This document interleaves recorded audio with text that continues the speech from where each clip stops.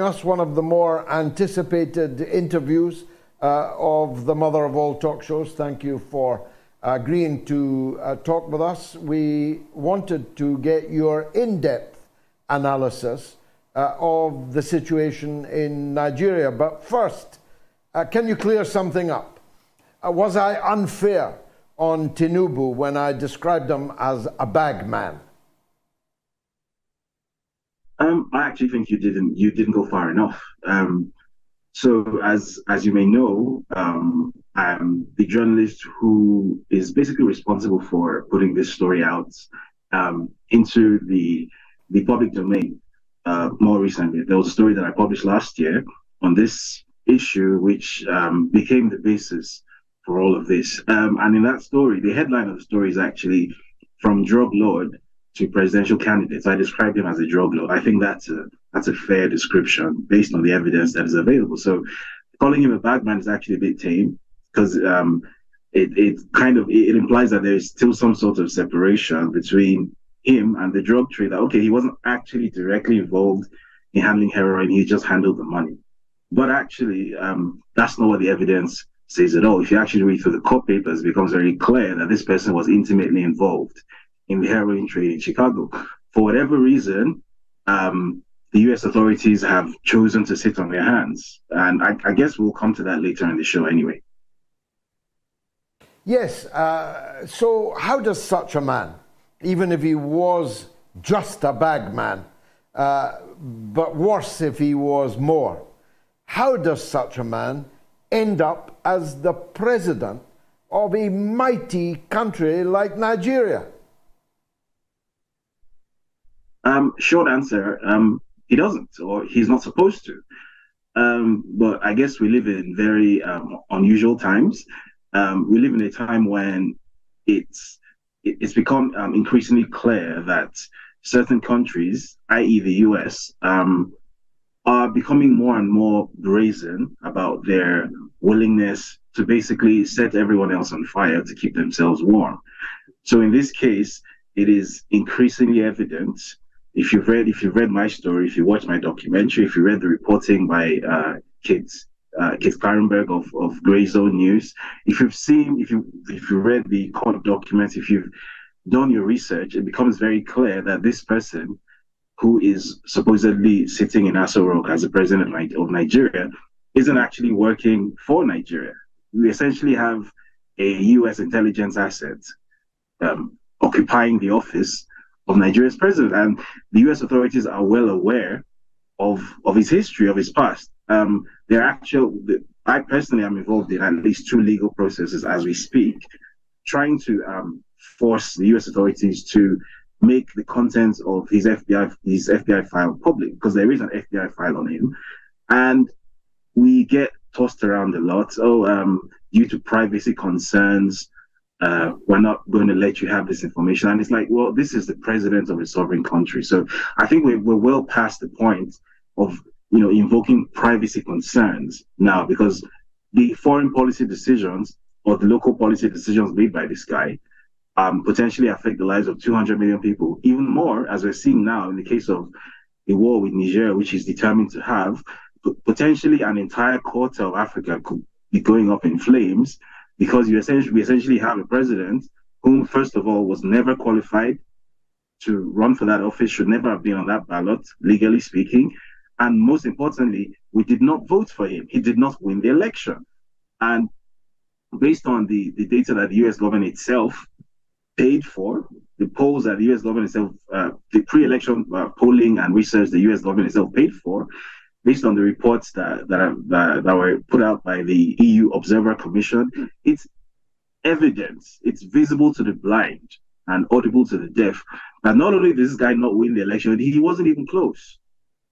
And yet, some of these powerful countries, shall we say, have simply decided that, look, we have foreign policy objectives, we have foreign policy goals, and one of these goals is, for whatever reason, to keep our thumb on West Africa. And the way to keep our thumb on West Africa is to ensure that whoever is in power in Nigeria is someone who is completely supine, completely pliable, someone who essentially can be blackmailed, because that's my reading of the situation. So essentially, right now, Nigeria is sovereign in name, but we are essentially under some sort of foreign occupation. That's the way I see it, because the person who is wielding the powers of state as president is not working in the interest of the country. He's not working for us. We didn't put him there. We didn't vote for him, and he's not answering to us. He's answering to Paris. He's answering to DC. London to a lesser extent. He's answering to everyone except us, the 200 million people of Nigeria. So where does that leave us? I mean, who knows? Well, is there extant a legal system in Nigeria that is at least uncompromised to the extent that they will do their duty and reverse what is clearly a kangaroo hijacking of the presidency of a great country? I mean, the ballot rigging and all the rest, all of this is in court. The man, Mr. Obi, who came second, he's pursuing it. Is there any chance of judicial resolution of this matter, or are the people going to have to take to the streets? So I don't believe that the Nigerian judiciary actually has it in them, and the reason I say I don't believe it is it's much more than just a case of ballot rigging, right? This won't be the first Nigerian election to be rigged. The issue here is over and above that, there is a surplus of evidence that makes it very clear that this person should never even have been on the ballot. This is someone whose university degree certificates submitted to the Electoral Commission are obvious forgery. It's an obvious forgery. I did a story on this in November. It's such an obvious forgery. You can actually trace where it came from. It came from a cheap online forgery service called diplomamakers.com. Right? This degree certificate has grammatical errors on it.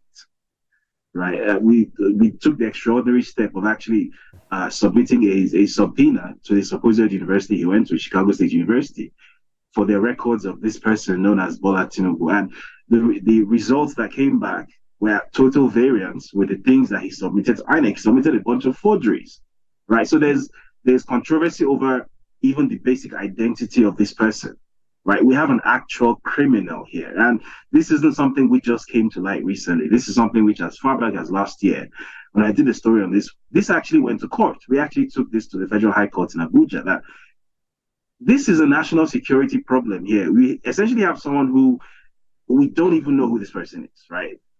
All we know about this person is this person used to be a drug dealer. Somehow or the other bought his way into the Nigerian political mainstream.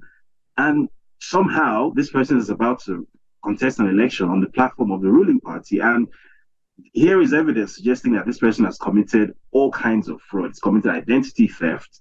He has submitted forgeries. He has committed multiple perjuries. And what happened was not a single judge agreed to take on the case. So the case is pretty much just timed out. It just sat at the court. It wasn't assigned to a judge. All the judges ran away. Nobody wanted to touch it. So he ended up running during the election, which he still lost anyway. And then somehow at 4 a.m. when everyone was asleep, he was declared winner. So now it's so I don't believe that the Nigerian judiciary has many of our American audience will be familiar with that phenomenon. Indeed, I'm familiar with it myself in English elections in which I had an interest. The 4 a.m. Delivery of just enough ballots to win is one issue. But as you say, that has happened many times in Nigerian politics.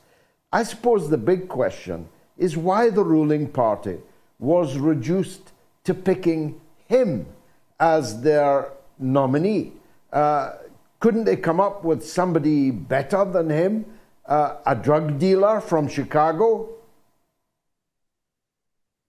Well, I guess they were constrained because the political deal, if you like, the political transaction, which brought the former President Buhari, to power, was essentially a temporary merger of two remarkably different political formations. So if you can think of it in terms of, say, 2010 in the UK, because I was in the UK at the time. So the deal that put the Conservative Party in power, where there was the Conservative power, and then there was the I think it was the what it was the Independent Party. What was it called? The liberal Democrats. The Lib Dems, yeah, exactly. And no one expected that there would ever be any sort of merger between the two. But there was a partnership, Nick Clegg and David Cameron, and the rest is history. Something similar happened in 2015, where in 2013 actually, where the party now known as the APC was sort of cobbled together, a loose coalition. So it was the CPC, which was like a northern, a northern interest party, and then there was the so-called ACN, the Action Congress, which was a more southwestern party. These two historically are chalk and cheese.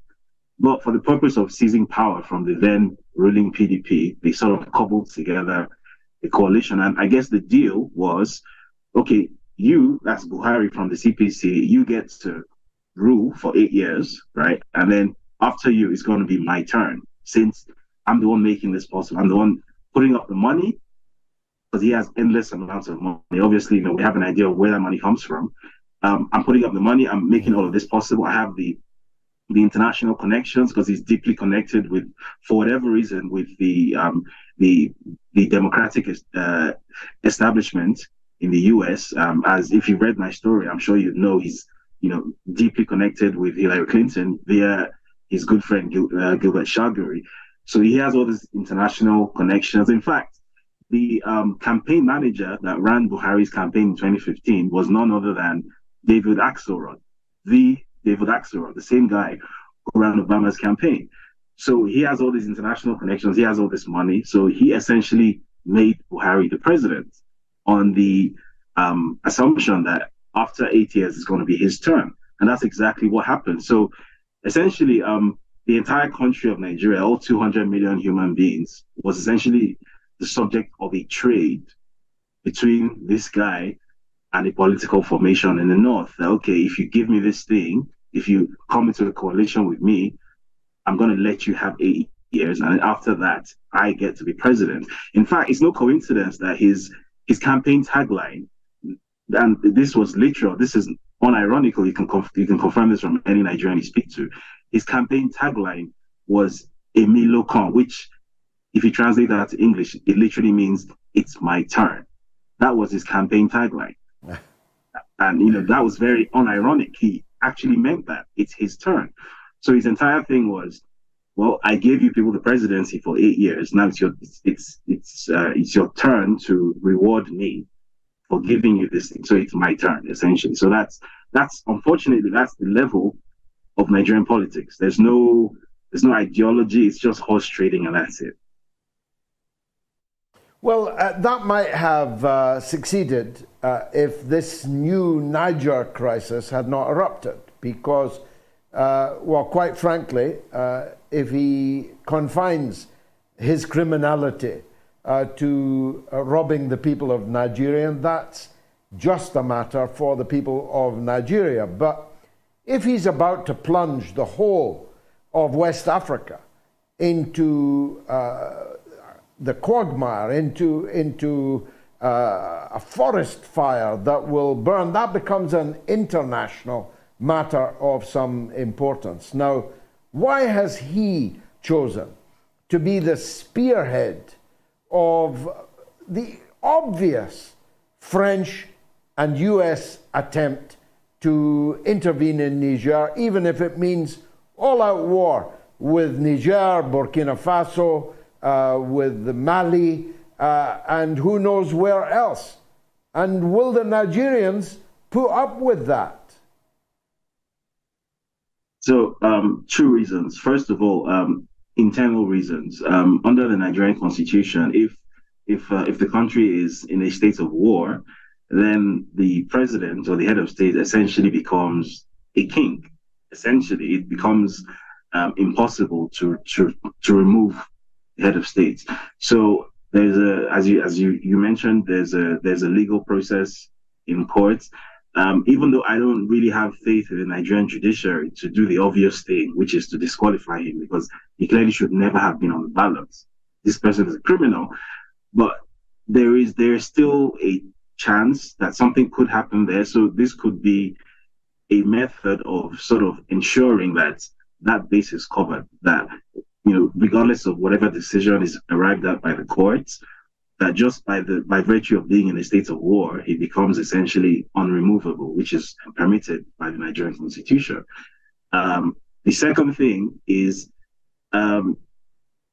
it's clear to anyone who has I think a functioning pair of eyes that the French and the Americans are, for lack of a better term, blackmailing him, because clearly he's not really in control here. If you followed the situation from day one, it's been clear that the decisions that he has made are not the decisions of someone who has actually thought this through. These are the decisions of a puppet who has someone's mouth in his ear and someone's hand up his arse. Pardon my French. So, for example, 2 weeks ago, when this crisis initially erupted, under Nigerian law, a president is not permitted to deploy the Nigerian military outside of Nigeria without approval from the Senate, from the Parliament. It's not permitted. But he tried to circumvent that. He illegally deployed Nigerian special forces into Niger, and certain people within the Nigerian military actually were not on board with this at all. And they took an unprecedented step, right? They actually leaked a top secret document from the defense headquarters to me, right? Bear in mind that I'm viewed very much as a journalist who is almost like an enemy of state in Nigeria. So for the Nigerian military to actually leak such a document to me, I think that tells you everything you need to know about, how this war is viewed even within the ranks of the Nigerian military. So after this document was leaked and I put it out, I was accused of, treason, you're betraying soldiers' locations, you should be picked up, blah, blah, blah, blah, blah. But it achieved, that leak achieved its goal. It actually stopped that illegal invasion. And then he went to the Senate to ask for approval. The Senate turned him down. So now the tactic that has been adopted is to go hide behind ECOWAS and claim that, well, ECOWAS has approved the deployment of this thing called a standby force, right? First of all, who is ECOWAS? ECOWAS is Nigeria, right? So it's like saying, I don't know, if you're talking about the UK, right, and say there's something relating to football in the UK, and you say, the British team. No, there's England, which is by far the dominant force, and then there's Wales and Scotland and Northern Ireland, but England is the dominant force. It's a similar thing within ECOWAS. There is no such thing as ECOWAS in the real sense of it. There is Nigeria. Every single time that there has been a military intervention by ECOWAS, it's essentially been the Nigerian military being deployed. So that's like the latest attempt to sort of end run the refusal by the Nigerian parliament to grant him his war, because he desperately wants this war. And the sheer amount of desperation that is being displayed here makes it clear to me that this isn't something that came out of his own head, right? And the noises coming out of Paris and Washington, D.C. just make this all the more obvious. You essentially have President Macron almost issuing edicts. For many years, the French have sort of tried to mask their openly colonial positioning within West Africa.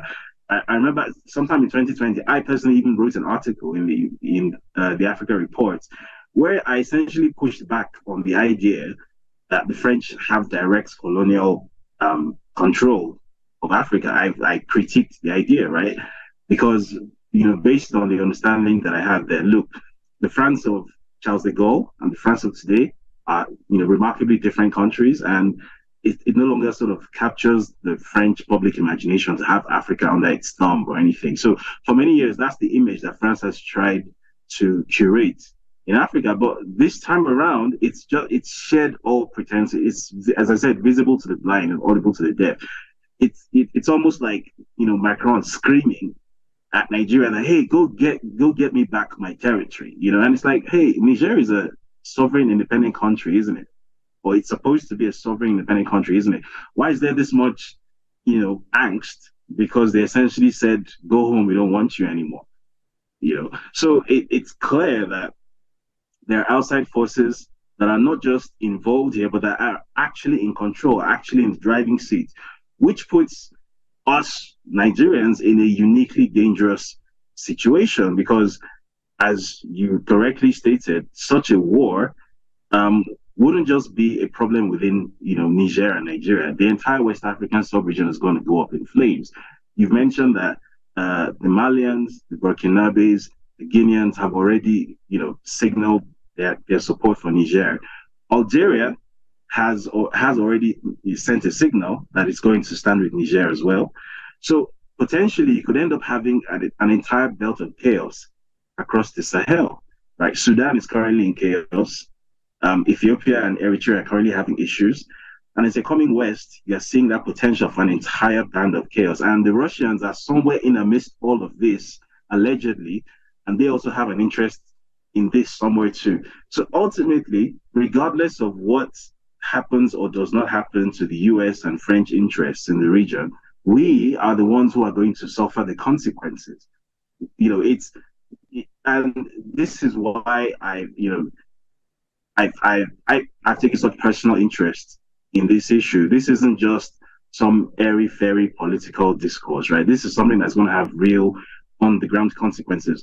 The Nigerian border with Niger is over 1,000 kilometers long. It's the longest single land border that Nigeria has. The distinction between Nigerians and Nigerians is almost impossible to make because, again, that border was drawn on Wilhelmstrasse in Berlin, right? It's not a border that actually makes any sense. It's just a line in the sand that was drawn at the Berlin Conference. It's the same people on both sides of the border. And for the most part, it's not even a demarcated border. So if you're going to go to war with a country that you cannot functionally demarcate yourself from, how does that even work in the first place? So ultimately, it's going to devolve into some form of ethnic genocide. But that's almost nailed on, guaranteed to happen. And once that starts to happen, the last remaining band of stability in West Africa is going to go. And then you're going to have essentially the entire top half of Africa, going from Libya all the way down to the Central African Republic. The entire top half of Africa is going to be one contiguous band of absolute mayhem, right? And that's close to 400 million people whose lives are going to be thrown into utter chaos. And why? Because the US has a drone base in Agadez, or France wants to keep on mining uranium in Niger. Is that worth 400 million lives? I don't think it is, which is why we're having conversations like this, because clearly we're not at the point where the independence or the sovereignty that we probably thought we had, it's clear that we don't have. So maybe, I don't know, we're living through the 1960s all over again. So maybe there needs to be another Pan-African liberation movement. I don't know. But clearly that's the situation we found ourselves in now. We're literally being ruled by a vassal, by an illegitimate vassal who does not answer to us. A vassal who's a bagman, and maybe even worse than that.